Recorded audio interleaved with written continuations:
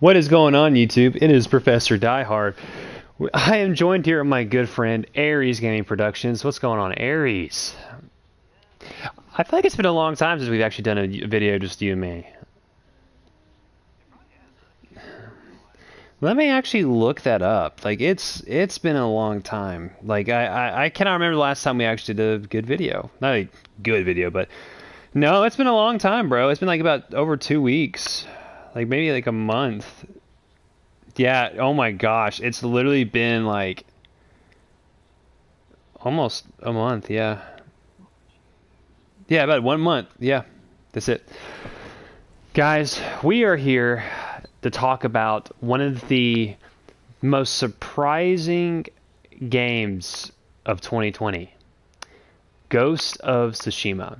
Now, I don't own any rights to this game. All rights belong to Sucker Punch. Sucker Punch. First of all, I just want to say thank you, Sucker Punch. Yeah, you literally. I think this is literally the best part about 2020. So before we get to the review, let's talk about like our initial thoughts when we saw the game. I'm going to tell you right now, when I saw the first gameplay trailer, I thought it looked interesting, but it didn't look. I don't know how to explain it. It looked too cinematic. It was, I don't know, I felt like more of a movie than it did like an actual game. And like I didn't like how the character looked. Like looked stupid. I was like, oh, that's not samurai. Boo. But then the other trailer came out where you just saw some assassin gameplay and then you saw some samurai armor, and it's like, oh, okay, yeah, all right, I'm picking up what you're setting down, all right. And then I'm gonna be honest with you, Aries, and you know this. I didn't even want to pick this game up. Like I wasn't really interested in it. What about you?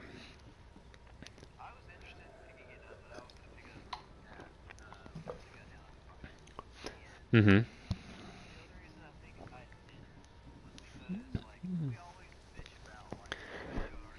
Mm-hmm.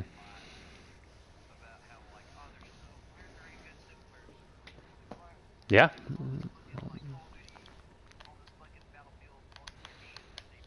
Yeah. Yeah.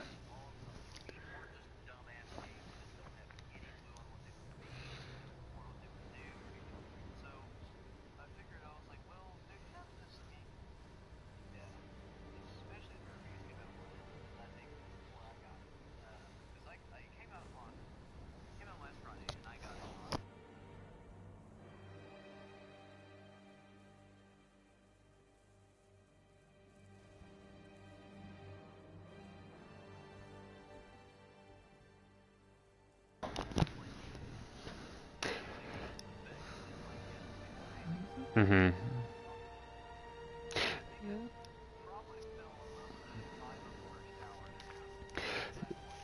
So here's the funny thing. I wasn't going to get it. I said, nah, I'm not. It just doesn't look that interesting to me. And what I said was, is I want to actually lower the music volume. This is not music, by the way. God, that it's amazing.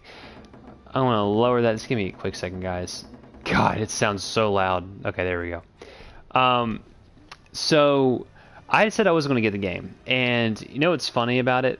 I started seeing stuff on it, and it looked really interesting. And I said, you know what? Why not? I have some messed up controllers I can trade in. Told a girl she looked really pretty, and she gave me like full price on the trade in. I was like, yes.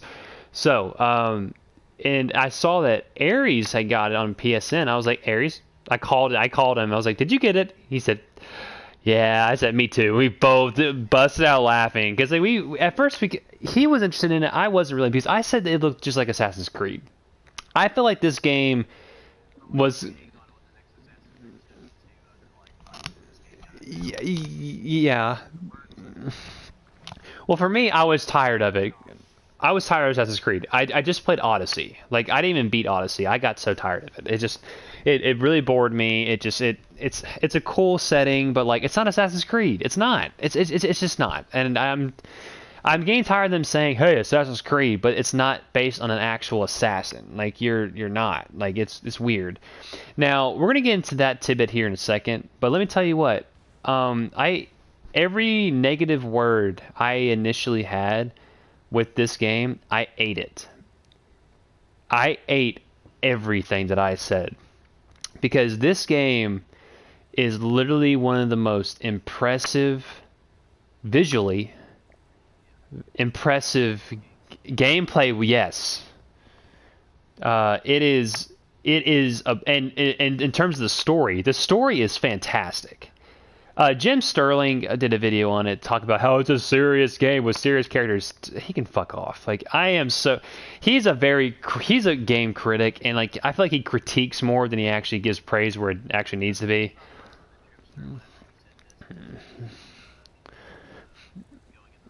Yeah, exactly. So, he said that I was like, that's stupid. So I got the game and I I was addicted. And you know what's funny, Evan? I've not been addicted to a game like this in a long time. I haven't been like I have to play it, have to play it, have to play it, have to play it. Like thinking about it nonstop. I haven't been like that in a long time. And okay, before we continue on, let's just actually get into the game here. So you are playing as Sakai. You are Sakai, right? That's his name, Sakai. Yeah, you are a samurai. Okay, there are some spoilers here, guys. So if you don't want spoilers, just tune off. Stop the video here. That's what we're going to talk about. You're a samurai, and it actually takes place during an actual real life battle that actually happened in history in the 1200s against was it 1200s, right? Yeah, against the Mongol Empire. They came in and they sent in 10,000 soldiers, and the initial fight happened at Tsushima, and there's only 80 samurai to defend the land, and you go in knowing that you're going to die, and you try to kill the leader. And what I love about the main motif of this game, the biggest theme with this game, is the idea of being of honor. What does honor mean to you? Does honor mean that you stick by the samurai way? Do you stick by the way of the sword and like fighting a guy man to man, or do you resort to being a thief or being, and they never use the term ninja in this game, but or become the first like ninja. And that's what I love about the game, because it gives you the choice. In terms of the story, it doesn't. I have to say that you cannot go through the entire game without doing stealth. Like it is actually a part of the game. You are role playing inherently as a ghost, as like the thief, as a ninja. You can, for the most, okay, we'll get into that in a second, but that's just the overview. That initial fight is amazing when you're like charging down, fighting the Mongols with your uncle. It's awesome. And before all that even happens, your uncle sends the best fighter. That's actually a tradition the samurai had. They would send their best fighters out to duel each other. Now I don't know if that would actually determine the victor of the battle, but I know that like that was a ceremonial thing, of course. But they would send the fighter. So they sent the best fighter out, and the Mongol leader just looks at him and says, "Okay." Throws alcohol. I think it was alcohol, or was it oil? I couldn't tell. It was the oil. Okay. Throws oil all over him and lights him on fire and burns him alive. Exactly. So what's impressive about this is that this is the first thing you see about this theme, is that like you are fighting an enemy that does not care about the way you fight, about your honor. They know you. They know Khotun, the Khan, who's like the grandson of Genghis Khan. He studied Japanese history. He studied the people. Before he invaded, like he had a lot of plans set in stone. So he knows how they fight. He knows how to beat them because he understands the enemy, which is Sun Tzu at its finest. So that's what he did. And God, so obviously you don't win the fight, and someone saves your life, and then that's how you basically start the game, and you're trying to save your uncle. There's a bunch of we want to go into a whole bunch of the story here, but let's just talk about just how impressive that story is and how engaging it is, because you are literally walking the path of the samurai, and then you start to wise up, because you literally, sorry, you go on.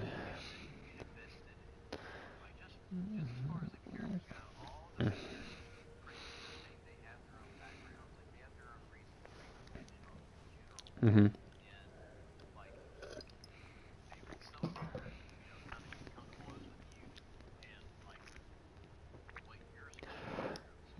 Mm-hmm.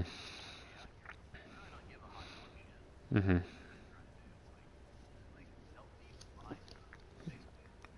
Yeah.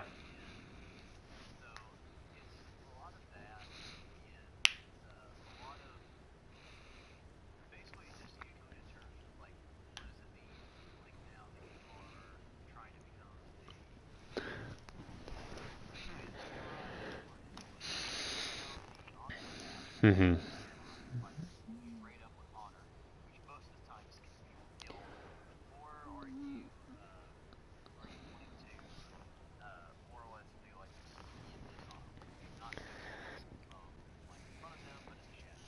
S- yeah.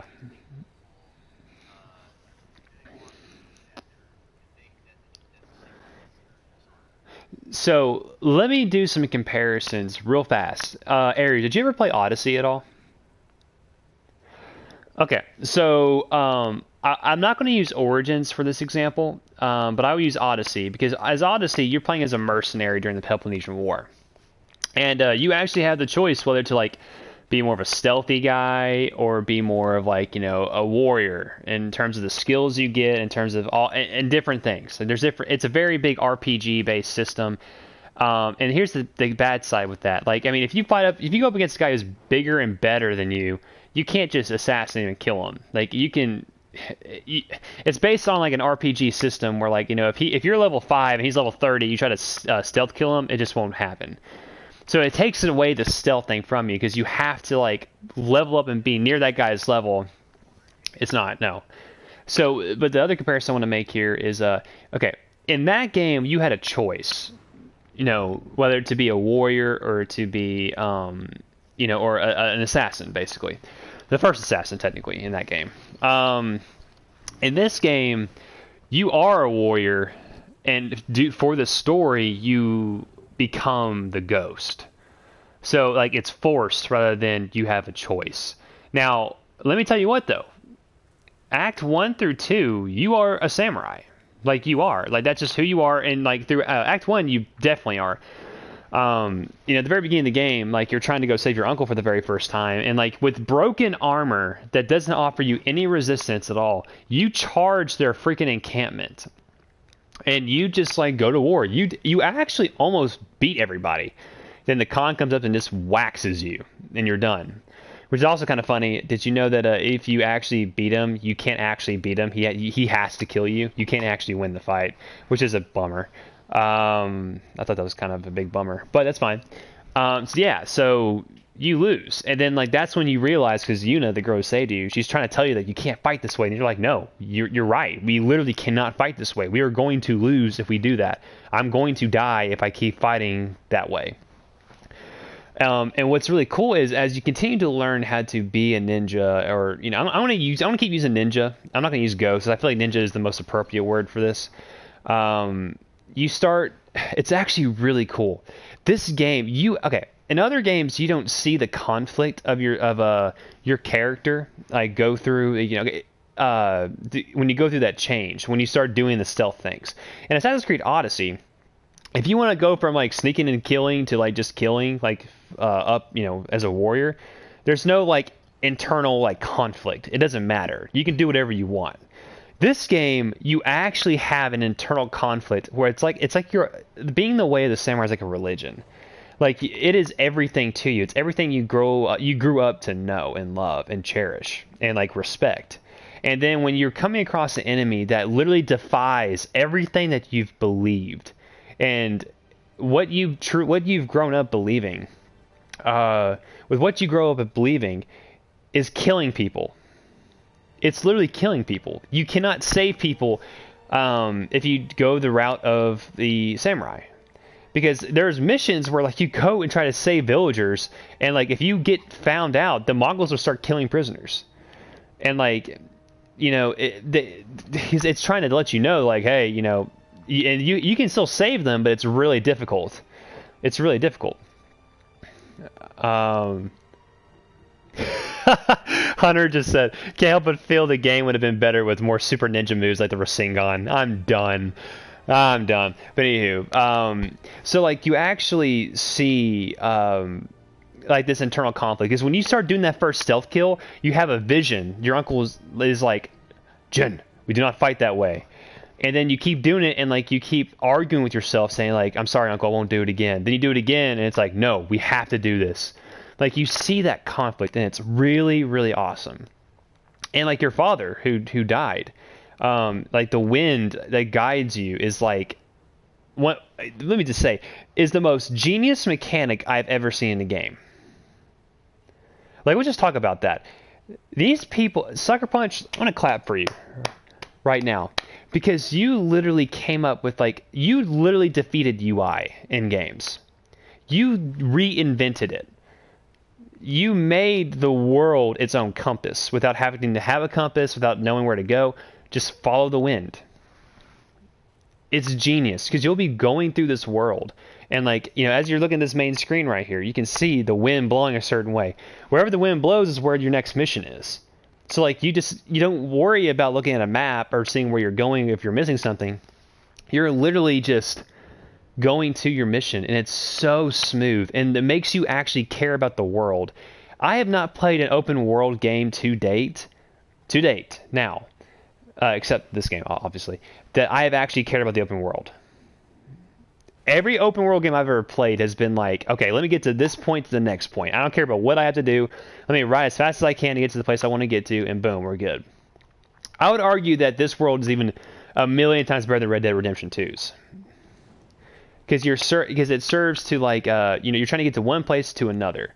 And like, yeah, the place is beautiful. It's a great looking open world. I mean, it's fantastic. The game is fantastic. But if it goes to Tsushima, like, it's so gorgeous.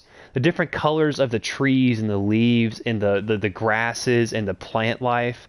It's so rich and vibrant, and it just, oh, it's gorgeous. Yeah, you take it away, Evan. Keep talking about it.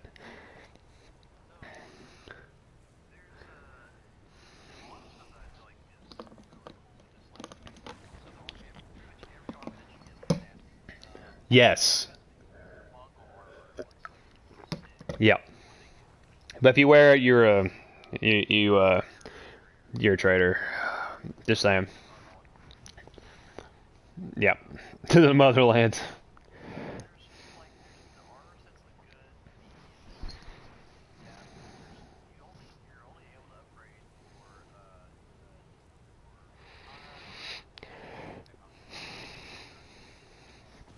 Mm-hmm.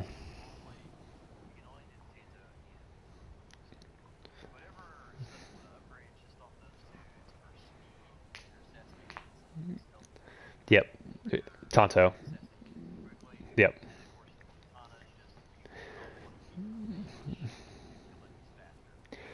Yeah, just to reiterate, there's no other weapons in the game other than that sword. You have other tools. There, yeah. Yes. Yeah.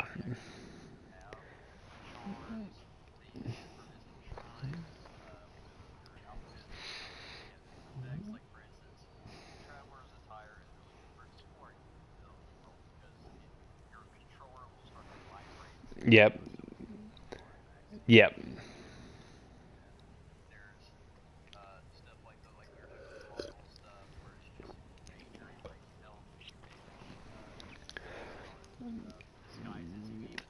It also you get resolve. Okay, there's a thing.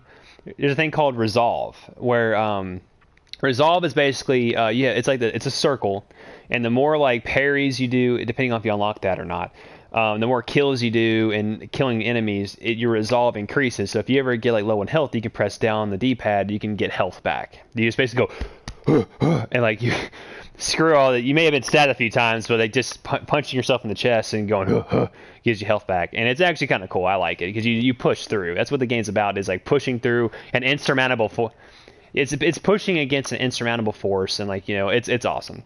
The armors are fantastic. Like, hands down, there's not a lot of them, but there is a lot of customization and variation with the armors. Because like if you get a new armor set, you can upgrade it. and it takes a lot of materials, and you can buy them with supplies, or you can just like find them in the open world. And like every time you upgrade your armor, you get like a new piece, like a head, like a helmet or a mask and stuff. And then once you unlock it completely, you can actually like pick whichever helmet or like armor piece that you want to have on. It's not like you can put shoulder pads on with whatever you want. It's like whatever body armor you want and whatever helmet or mask or headband, like that's what you can put on. So I kind of wish there was like a little bit more variety in terms of like what pieces you can put on. That would be cool. Like if you want to put shoulder pads on the freaking ninja armor, that would be cool. I'm just saying, it just adds like another layer of like customization. This game rewards side quests. If you play the side quests, you get a lot of cool stuff, a lot of cool charms, clothing pieces. There's different sword arts. I'm Sword Art Online fan, so I like to say that out loud. Like different like stuff that like basically makes you more broken in combat. And it's awesome because you need it. The first thing I'm going to say is this: you need to play this game on hard. I played it on regular. So did Aries. We're actually about to do another playthrough on it on hard. I felt like the combat was very challenging in Act 2 and Act 3. Act 1, it got challenging a couple of times, but like, I think that...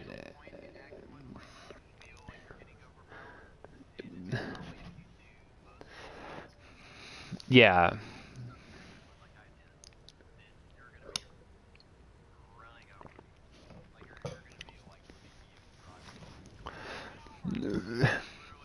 Yeah.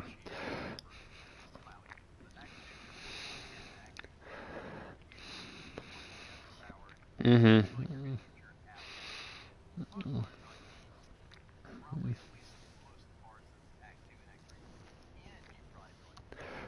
Which I like that. The difficulty, the type of enemies you're facing, they got tougher, they got more varied, and they got faster. Like you have the thing called standoff, where like if you want to be honorable, you can go up to these guys, and be like, come on, let's quick draw. I want to kill you with my sword, you can kill me with your sword. And at the very beginning, they won't like mess with you, but like you'll wait for them to draw, and then you'll attack and you'll kill them immediately. Well, in Act 2 and Act 3, they'll start like faking you out. And it's so frustrating because like it would get me a couple times because like you're not being patient. You gotta wait for them to completely move, not when they're just messing with you. Because if you move, they take all your health away, and you have to sort of fight completely at disadvantage. If you have no resolve, you're done. So okay, well, it's just man, this game is just impressive to me. It is literally the most impressive PS4 game to date. I never played like Horizon Zero Dawn, so I feel like I missed out on that. But in terms of graphics, I feel like this is one of the best looking games I've seen on the PS4.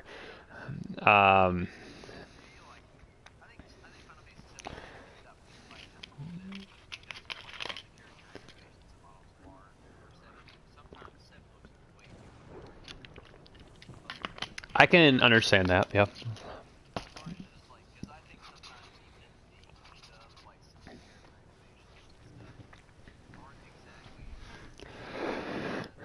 Well, you can tell because some of the cutscenes got, yeah, you can tell that sometimes you'll actually have full-blown cutscenes.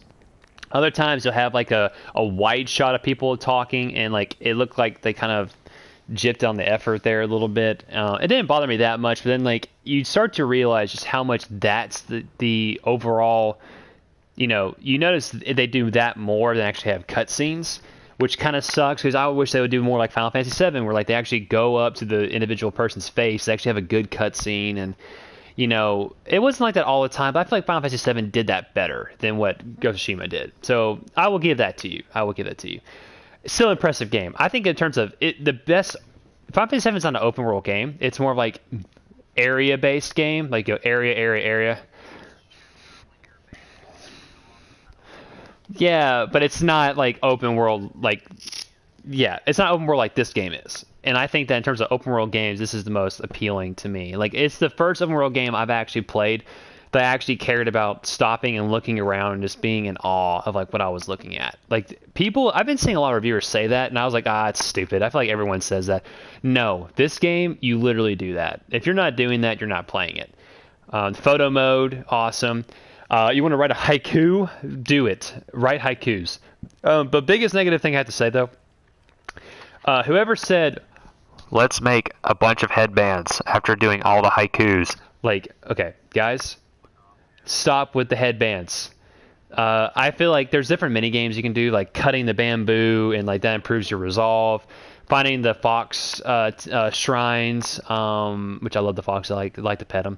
Makes me feel happy. Those are cool. You that improves. What does that improve? The fox shrine. That improves with your charms. That you can find charms. You know, and photo mode's awesome because you can mess around with that and make some really cool shots. But I gotta say, whoever thought that for the haikus that the only reward should be just a bunch of headbands, I think that was a huge misstep. There are way too many headbands in this game. Way, way, way, way, way, way, way, way, way, way, way too many. I think that if you wanted to be more effective in terms of like getting cosmetics in that, give us armor. Give us like something different. Like maybe, I don't know. I just feel like it was dumb because like they use the headbands as like a way to remember like what you said during that haiku session, because you select like different words to make a haiku of your own, which I think is really awesome. It's really cool. But I feel like it rewards you in such a poor way, because like I stopped doing the haikus. I stopped caring about them because like it was kind of dumb. Like I mean, because all you get is like they're nice and it's pretty and it's relaxing, but all you get is headbands. So if there was like a different thing you got from it, or maybe if you had like a haiku battle, like Sokka did in Avatar: Last Airbender, that would have been fun. I mean, it would have been fun. I mean, it'd be different. You would change up the pace. Yeah, I'm just saying that would have been awesome. If you could have made a really cool mini game with that. I don't know how you would do it, but like there's creative people that does that. KO. Haiku victory or something, some weird thing. I don't know. This game is very serious. It's very, the theme is talking about, is honor more important than saving lives? And that's what your character's all about. He starts to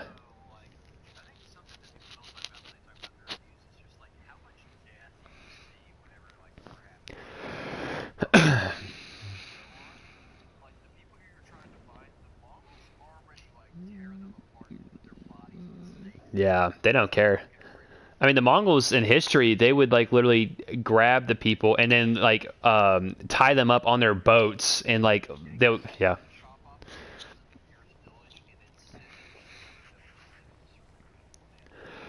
Yeah. Yep. That's what I'm trying to say here. It's very impressive. Um, Man, there's so many good things to say about this game. In terms of, I never once encountered game-breaking bugs. There's sometimes I try to jump on something and I start floating in midair and it was kind of weird. There's also sometimes when you're loading in, like, and it's only happened in Act 2. It didn't happen in any other acts for me. But in Act 2, like, you're trying to get through a certain mission and like it just like it looks like it freezes. It looks like the game's about to crash, but it doesn't. It just takes a little bit longer to load in. And it's like the screen goes white and it's weird. But I think that's a patch that needs to happen, because it happened around the same time. It was the same mission that it happened. It's when spoiler alert, right here, Taka dies, and like after that, and unit comes, and you fight all the Straw Hats. You know, that's where that loading thing happens. And it happens a couple other times, but it was just in Act 2. The battles are fantastic. The one-on-one duels are fantastic. They're so much fun. Some of them are easier than others, and I started noticing that some of them had similar fighting styles. I wish that they would have programmed different fighting styles, where not everyone has a katana. Um,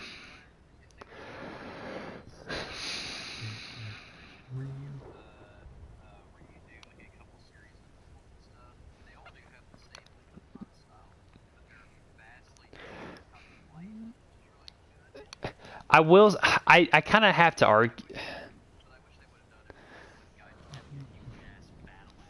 Exactly my point. Exactly. I have to argue. I had to argue that a little bit. I did feel like, I remember you told me like, watch out, Kojiro's like the toughest fight, and I literally killed him in one hit. Like not one hit, but like I killed him. Why?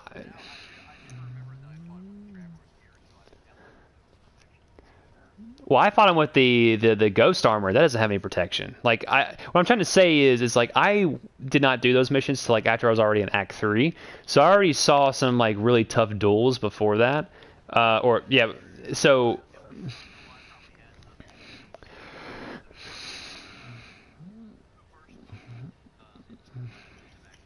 I'm just yeah. We're doing spoilers. I mean, I can rename it like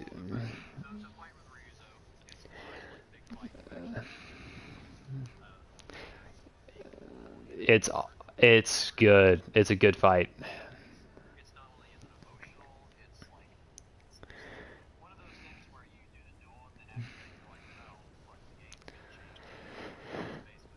Yeah, the game completely changes and it's awesome. Yeah. Uh,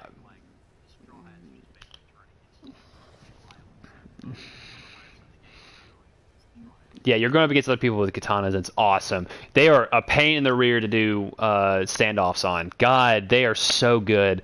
Like I think I only won like one or two standoffs with them because they mess with you. They're so fast and like they feint you and it's ridiculous.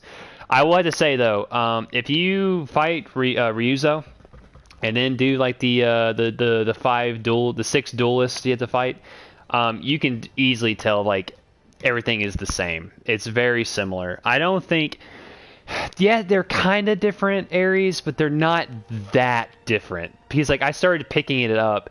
Some of them did more damage to you than others, but like they have the same move sets. This game, if this game needs anything, it needs new move sets with like the one-on-one duels, like desperately. It's not horrible. It's still fun every time, but you start to pick up like on how to like win easily. Um, and I think the only difference I saw with like the katana users with these duels is that like they're red attacks where like you have to dodge them because you can't block them.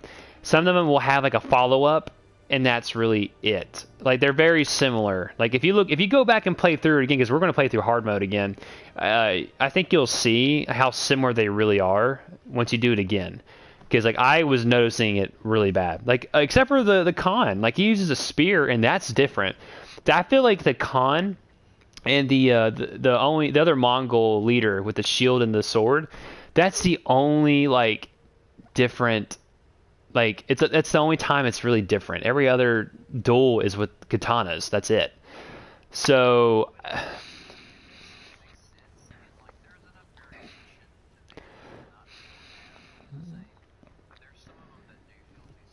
that's what I'll say. Yeah, they do feel similar.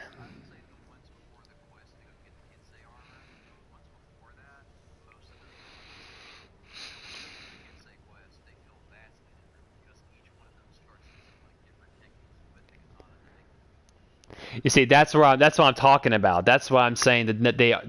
Okay, that's what I'm trying to argue. I feel like they are similar. I'm not saying they're different. Like I do think that they're still very similar. Like if you feel that way, that's fine. But like I'm just saying that like after doing the Ryuzo fight, you can easily tell like some of them have this.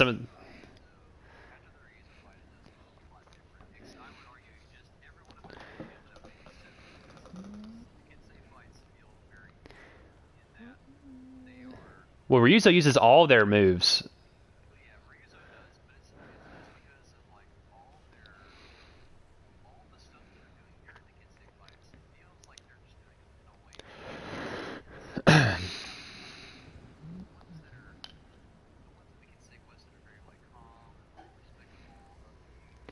Yeah, the Ronin older man was awesome. Yeah, yeah, that one he beat my butt multiple times. That was a hard fight. Um, I just feel like I know we're going in circles here, like arguing this, but like I'm very much like if you see how Ryuzo, I fought Ryuzo first, so every move that I saw from him, every single other of the Kensei fighters had one of them at least. So like if you do the Kensei fights and then fight Ryuzo, you are overwhelmingly prepared to fight Ryuzo. because you have that experience because no one else had used those moves yet. But then if you fight Ryuzo first, like I feel like it's more of a fun fight because like dang, like I've never seen some of those moves that he did. And then when I went back, I saw everything was similar. Not every single one did the exact same things, but like it was. It's like if Ryuza had if he had 5 moves, right? If Ryuza had 5 moves, each one of the duelists had like at least one of them. You know what I mean? They're split off like between all of them, and then like Ryuzo just has all of them together. That's what I'm trying to say. And it's anywho, we'll move on from that. I do wish there was a little bit more variation in terms of the weapons they use. Not everyone has to have a katana just like you, and give us new move sets. That would be cool. There's no duels with any berserk characters other than the Khan, but like there should have been more. And I will say this: the duel mechanic is really cool. It's actually like an actual sword fight. I like it a lot. But in open combat, different sword stances take on different types of enemies. Like, there's the wind, the moon, the stone, and something else. The earth, I think. I can't remember what it's called.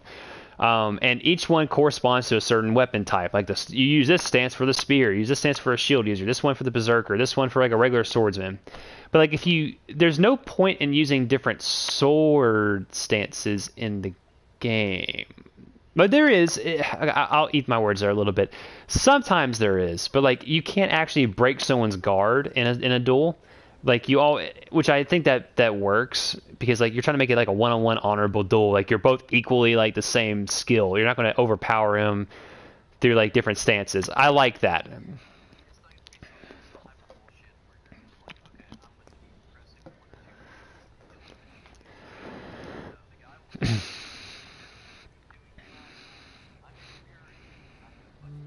Yes, that actually Ares is very much right there. They actually learn because if you're actually doing a fight, right? So imagine you're doing that one-on-one duel.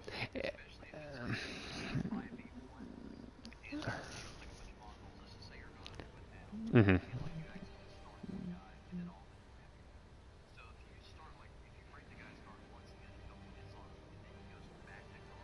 Hmm. Hmm.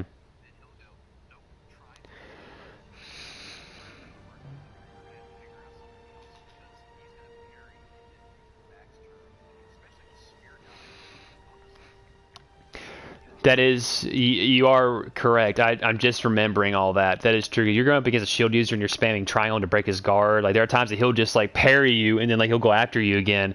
So the enemy's and I feel like it's even more made apparent when like you're doing the one-on-one duels where like one time like someone he comes up to you, he tries to do a stabbing attack, you dodge to the right and you hit him, right, you get some damage on him, do it again, he'll block it every time. So they adapt, and I like that. So in terms of if I gave the duels on a scale of 0 to 10, I would give it about an 8. I think they're, for the most part, they are very enjoyable, very fun. Needs more variation. I think it desperately needs more variation. New weapon types, varied enemies you actually duel with, and enough of the katana duels because I think there's a little bit too many of them. And I think that if you had more variation in terms of who you fought, they would make it better. Okay. I don't think we can go into music. The music's amazing. I don't really know what to say about it. I will say there wasn't any. There was only one track, 2 tracks. One at the very beginning when you get your sword back. That was badass. Like that moment when you're like, okay, now it's my turn to fight back. That was cool. And at the very end, when the credits are rolling, beautiful music. Other than that, I really didn't notice a whole lot of tunes I thought were catchy, but if like I was doing a boss fight, I would like put on some Sawano Hiroyuki and I would really start jamming out, and I would get into that flow. That's just my 2 cents. I don't think it's a 10 out of 10 soundtrack. I think it's probably about 8 or 9. I think it's still fantastic, but there wasn't many that stood out. That's all I'm trying to say. What about you?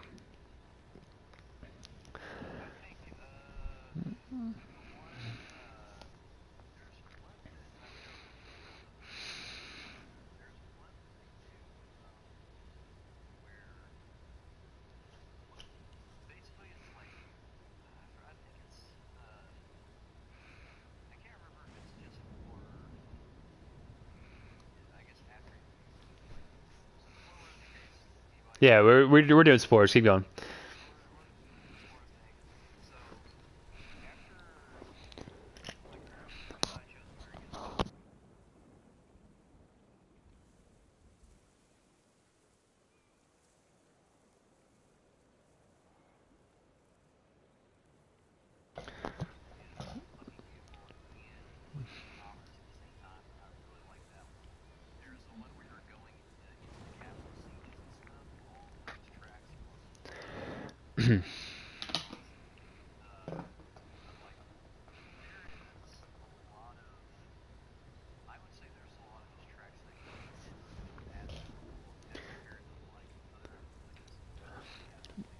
Yes, yes, I agree.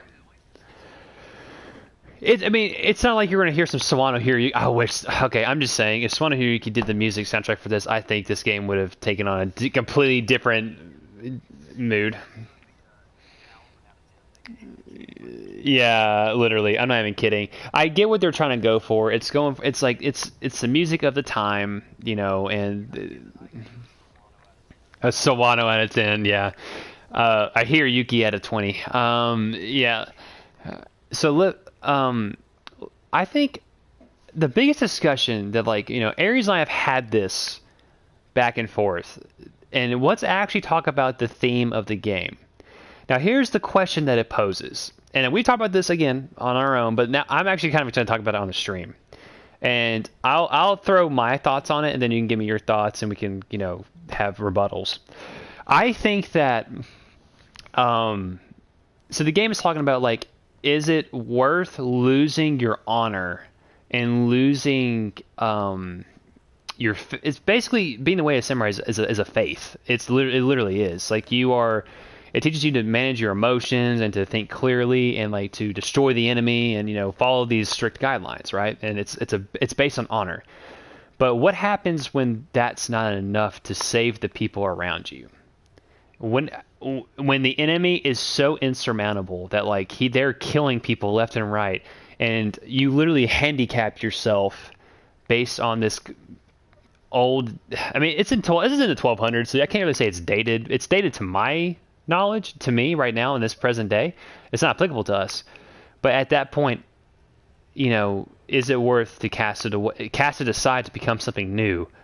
The Dark Knight. And let me tell you what, I think that you start seeing this story with Sakai, and he literally he made those choices to change himself. He said, you know what, I am giving up honor so I can save the people and give them hope, and that's what he did. It wasn't his uncle that gave the people power and gave them hope and courage. They were fighting for Sakai, the ghost. That's why, in a lot of the battles, they're saying for the ghost, for Sakai. They're not fighting. They're not saying for the uncle. Not once. I mean, maybe the other samurai did say that a couple times, but no, the peasants were for you. And the question is it worth throwing away everything to say? I think it is. I think that if there is an enemy that you have to adapt to fight, if you care about the people around you, you would lose yourself to save everyone else around you. And I think it is so honorable. And that leads up to the final decision of the game, where you have a choice after the duel with your uncle, who Shogun had branded you a traitor, and they said, uncle, kill him. And then you fight him and you win, and you have a choice to kill him, which means honoring him, or you keep him alive. And I chose to keep him alive. And Evan, you can go through everything and then say your piece on that too. I kept him alive because honor has no place in Sakai's realm anymore. He's not about honor. He's no longer a slave to it. That's the most powerful quote in the game. I can't. What does the uncle say to you first? He says something, then you say but you're a slave to it. You have no honor. Is that what he says? And then you say, and you're a slave to it. Because you see those themes through the entire game. The uncle say, we're going to storm that castle, and you're like, no, we've lost too many. So that's my thoughts. But yeah.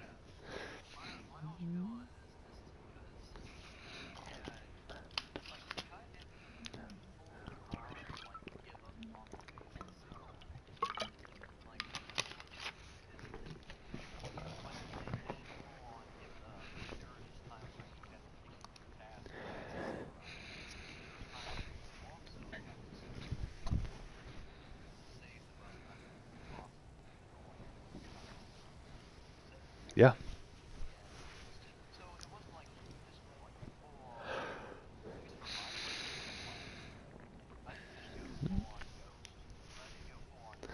I went full on ghost. Like I didn't immediately kill everybody, but like I would say I was more of the ghost side, but I did fight people mano a mano.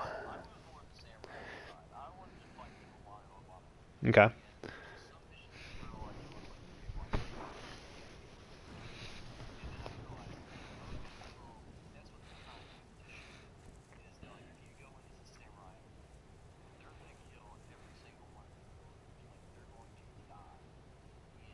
And then you lose.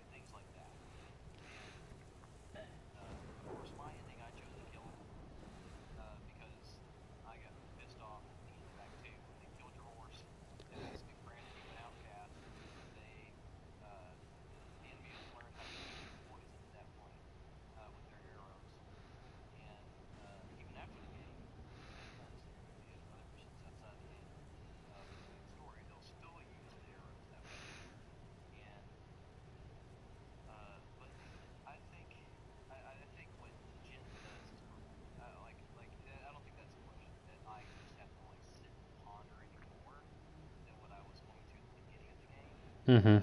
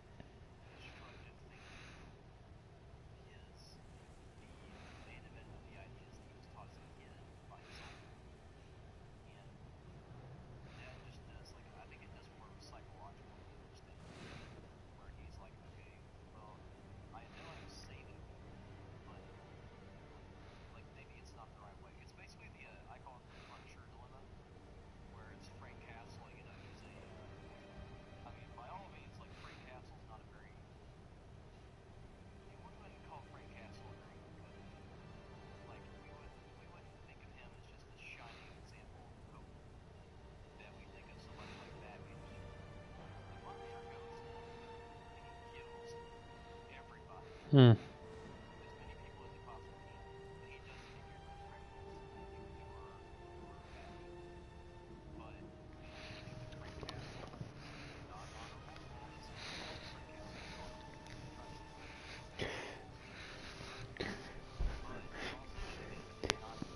He's forsaking himself to save others.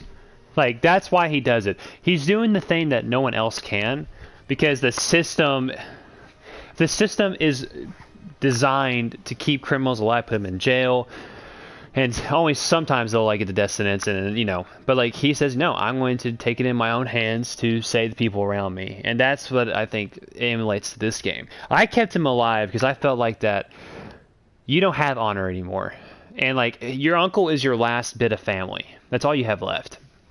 And if you were to kill him, like you literally wouldn't have anybody else left. Now, I wish I would have killed him because I would have got the white Ronin armor or the ghost armor, and I'm so upset about that. Because the red looks stupid, in my opinion. I don't like it. It's fine. It's whatever. Not salty. But I think I think we're very much in agreement here.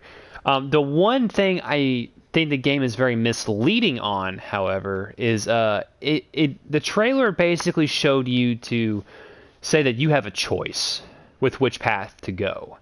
I think you do, but it's superficial. No matter what, you become the ghost. You can't like be the way of the samurai, and like there's no alternate path in the game where like you're with your uncle. You know what I mean? I feel like that would have been more powerful of a game that would encourage more playthroughs if like there was different alternate story bits where like you say, you know what, screw it, I want to fight with my uncle, and then maybe your uncle dies, and then like you take up the role of your uncle's clan because you're his son. He wants you to be his son. I'm just saying. And then when you actually say, I forsake the route of the ninja or being the ghost, you give off, you lose, you lose all your tools that you had. Like you lose everything. And then all you have left is like the bow and maybe the explosive arrow. That's fine. But like you only have the bow and the sword.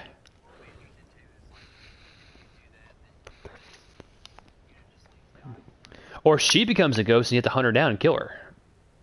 That exactly. That's my point. Um, I because the people need someone to fall under, and Yuna's like the next one. So I feel like that's a. I don't think I'm not going to say it's a misstep. I think this game tells a story and it tells it well. I think that if you wanted more replayability and offered more branching storylines, if you wanted to go the path of samurai, it would have been welcomed. I would rather have had that than not have it because it would have given me more of a reason to. I'm going to play through the game anyway because the game's amazing. It's just the best. It's one of the best games I've played on the PS4 to date.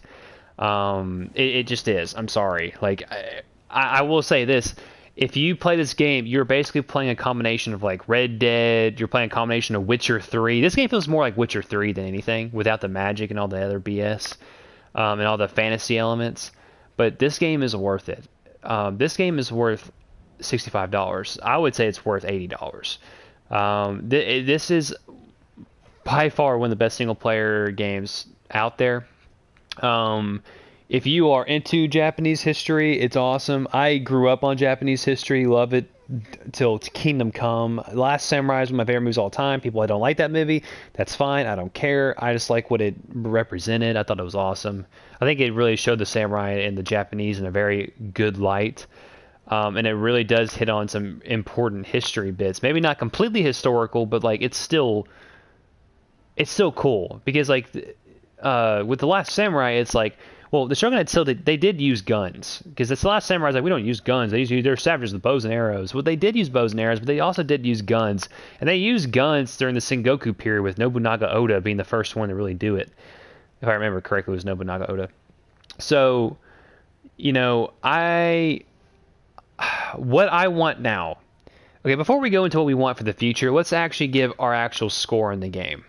I feel like it's time to do it. This is a 9 out of 10 for me. And the only reason why it's a 9 out of 10 for me is because there are, in terms of like, not the game, there's no game-breaking glitches or bugs in the game. I just think that there needs to be more variation in terms of we need new weapons, like actual weapons, not just your katana. That'd be nice to have new weapons. Maybe being able to buy new mounts. There's like extra content just like to lessen the gameplay loop a little bit because it's I'm not saying the combat gets dull. It never gets dull. Just saying. You never get tired of swiping right on the touchpad and throwing the blood off your sword and tucking it back in. But I feel like this game could have used more weapon variety that would have just been nice. I think that's sorely missing. I think in terms of enemy variants, it's good, but in terms of the duels, like it becomes very much the same, with only only minor variation, not major variation. And that's just, and I think the armor sets, there are good armor sets, but there's not really a lot of them. I wish there'd be more armor sets and more things to wear, and you know, just I just think that it could be there could be new stuff that gets added to the game. But yeah, I say 9 out of 10. What about you?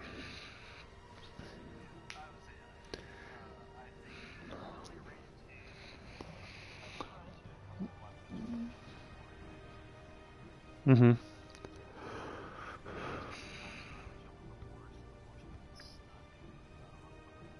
Yeah, that's true. The pathfinding's weird for the horse sometimes. That's so true.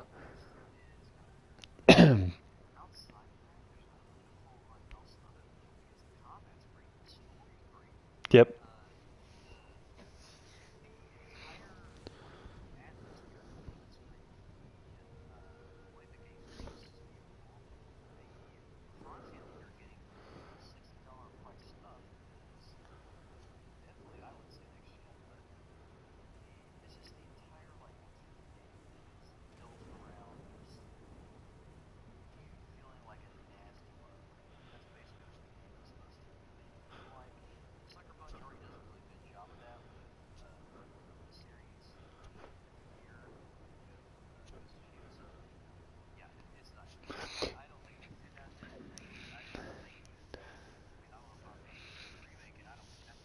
No, there's some things of yeah.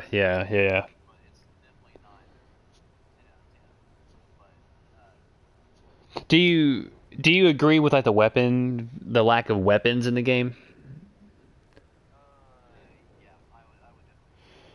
I think, I mean, one little tidbit here, like your ghost armor, you have like a sword on your back that you never use. Like, what's the point of having that? Like, when you already have two swords on like on your front, and like you never, maybe add dual wielding, maybe add spears, not shields, because like I mean, yeah, technically Japan did have some shields, but it was never used on a huge.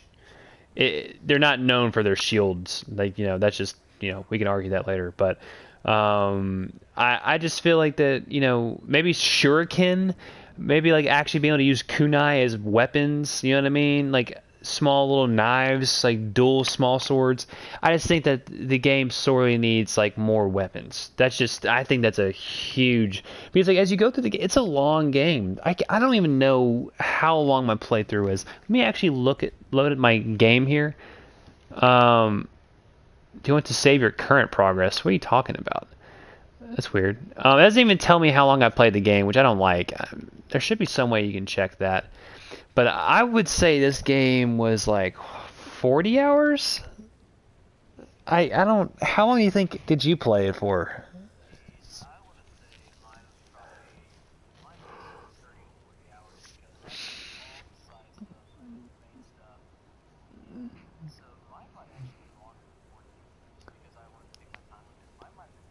40 to 50 hours because like the cool thing about the game is you can do all the main quests and like if you don't do the side quests like you won't be penalized. You can do them at any point, which I really like, which is super cool.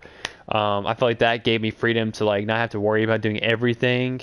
But I think that you should do all the side quests before like you move on to the next act. That's just me. I regret doing what I did, but I wanted that Ghost Summer badly, so that I did it. So whatever. But my next playthrough, I will actually take the time and do all the side missions. Um, yeah. So future. Let's talk about the future now. This okay. This game is setting up either a sequel or DLC with the Mongol invasion 2, the second Mongol invasion. All the NPCs say it's not over, it's not over, it's not over, or like they're saying like there's still more fighting to be done. We don't know if it's not over yet. I think they're hinting that like there's either going to be a second game or there's going to be DLC that goes into like the second invasion. Now here's my question: the second invasion took place on the actual mainland, so either A, they will do DLC that's like massive. I think they should do DLC. That's just me. But $10, they're going to actually do a whole new game. But I do think they should do downloadable content that you should pay for. It should not be free. I think this game earns the $60, and to have more content on top of that is completely justifiable to pay for. Other games, no. Like Destiny, no. If you paid for like the main game, Destiny, $60, and then paid like another 20 or 30 or 40 to get all the season passes, you're an idiot. I'm sorry. I'm not trying to be mean, but like that's content that should already be in the game. Um, this game is a full game. You are getting bang for your buck here. I want to see new story. I want to see Yuna more. I want to see Sakai more. Maybe him have a kid. Maybe he has a kid. Kind of has maybe he has like a Zoro story where like he actually settles down with Yuna and they're happy or whatever, and then or he finds some other girl and maybe there's like romance areas, like Mass Effect style. Probably not, but I'm just saying. And you have a kid, and like your kid gets taken away from you from the samurai, and you have to like get him back. You know what I mean? And it's just there's so many ways you can do cool DLC. I want DLC like now. I want to keep playing this game. I miss this game already. I hate that it's already over. It was one of the best experiences I've had through COVID, like and through this year, honestly. And I'm trying to think what else. New weapons, some more armor variants. Horses. I thought that the horses were really cool. Being able to name it, that was awesome. Sora or Kage, Nabu, the wind. Yeah, it was very impressive. What about you, Aries? What are your thoughts?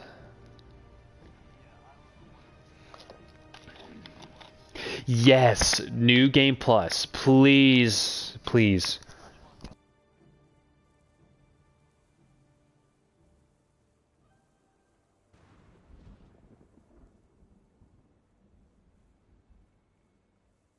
Yeah, that's a very popular. I've been seeing that on the Reddits, like being able to skip cutscenes. Because if you already played through it, you don't want to see it again. You should be able to skip it.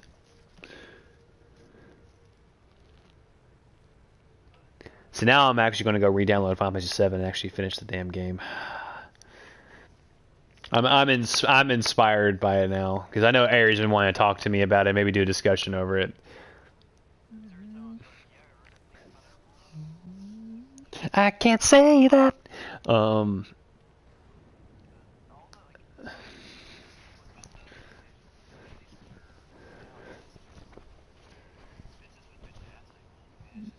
you talking about like all single player games? Or talking about this one?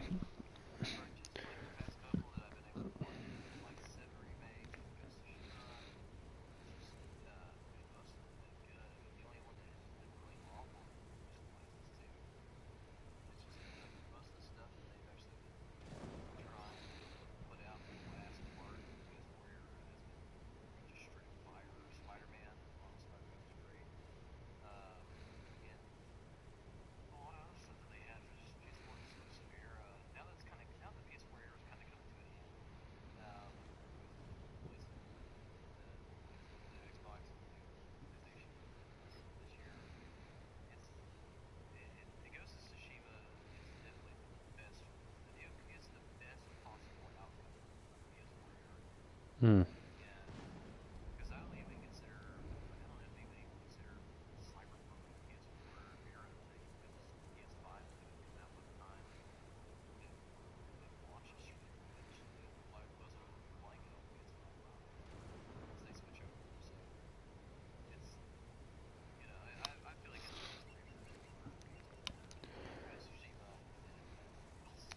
Yeah, I mean, Cyberpunk is next. Now, I think Cyberpunk is going to be a huge game. It's a first-person open world game, so I will be making a lot of comparisons from this game to Cyberpunk, not only in terms of story, but the combat, like the sword play. Because I'm going to go sword ninja style in Cyberpunk. Just saying, that's just how I go. That's how I roll, baby. Dude, that's coming up fast. Like November's going to be here sooner than we think, and I want to get it, and I cannot wait.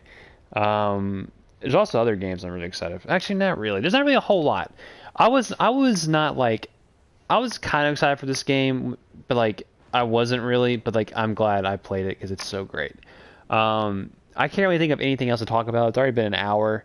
So guys, 9 out of 10 across the board. Maybe 10 out of 10 if they had more DLC, fix some of the bugs, and add more um, weapons, and maybe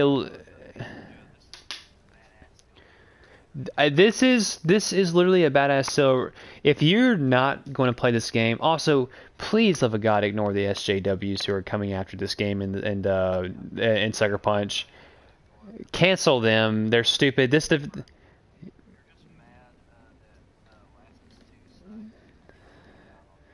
Yeah, Last of Us 2 was garbage. Just saying. I don't even care. I'm not even gonna get into that discussion right now. That's for another day. But it's Sucker Punch just I mean, I gotta say, like, just some last additional comments. I literally was clapping while I was playing this, and Aries heard me on the mic. I was clapping, I was cheering, I was like, like I was reacting. Like a lot of games don't make me react these days, and I was seriously like in very much intrigued and involved with this game. I thought Sakai was a great character. I think that some people were saying that he didn't really have a lot of depth to him. I did notice some of that shallowness of him when like he had the bath scenes and the hot springs. It's like, huh, it'd be nice to have a woman in here.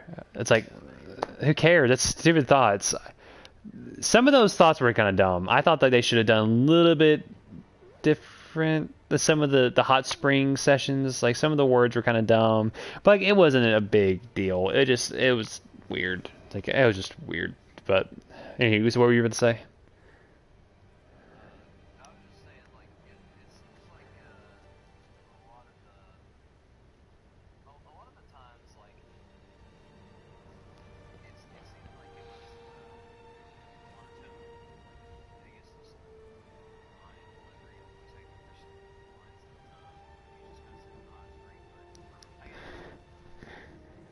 Yeah,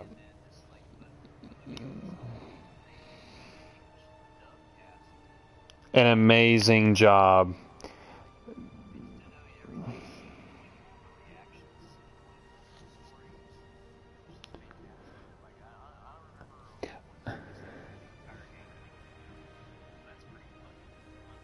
Yeah, exactly.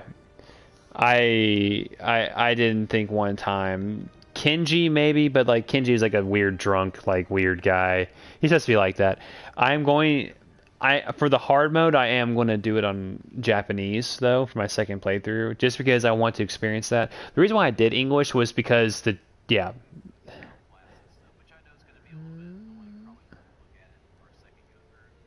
I still think the game's 9 out of 10. Like, I mean, that is that annoying? Yeah, but other games have had that same problem for a long time. They just because usually it makes sense because like usually if it's a Japanese studio, the Japanese comes first and then the English. But like this game, it's like the English was best and the Japanese is still the audio is fantastic with the Japanese, the voice actors, but like the lip syncing is apparently not that great. So hopefully they'll fix that and that'll be nice. Which they're probably working on the patch right now.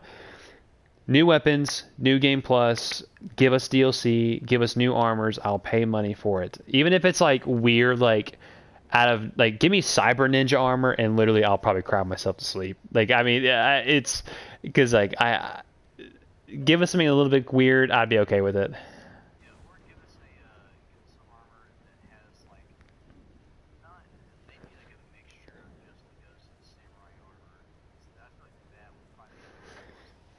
Wait, going with a mix of what? A mix of it? What do you mean?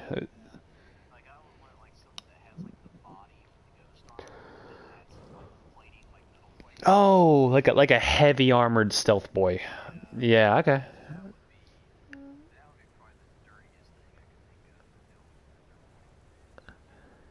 I mean, seriously, if you offered like if you gave me like a cyber like that's actually something. Let's see, this sounds super dumb, but like in Assassin's Creed Odyssey, one of the coolest DLC that I got immediately was like it was I can't remember the name of the company that's bad in that game, but they had this awesome like black like futuristic armor with like an awesome bow that like was like laser sighted bow with like a robotic horse in Odyssey.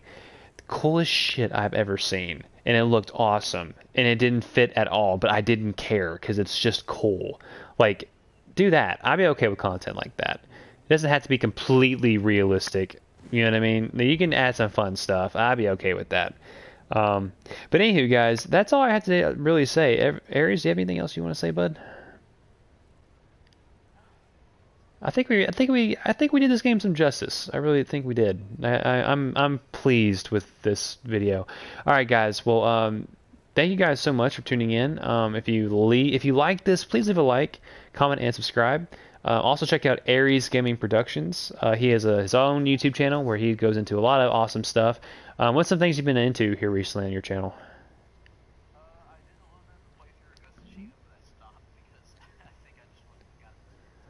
That's been my thing. I didn't want to play this game at all.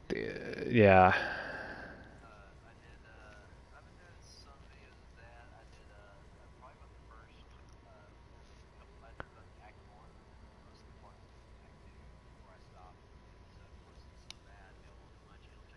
Do it.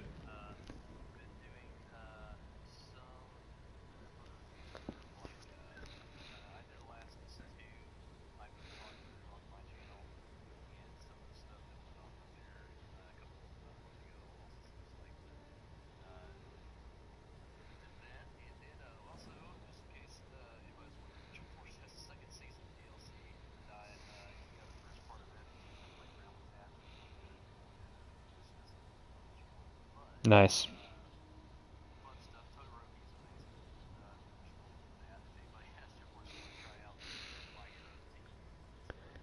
Nice. Well, there you go. Yeah, so go check him out. Great YouTuber, great friend for many years. All right, so yeah, guys, thank you guys so much, and we'll catch you guys on the next one. Deuces.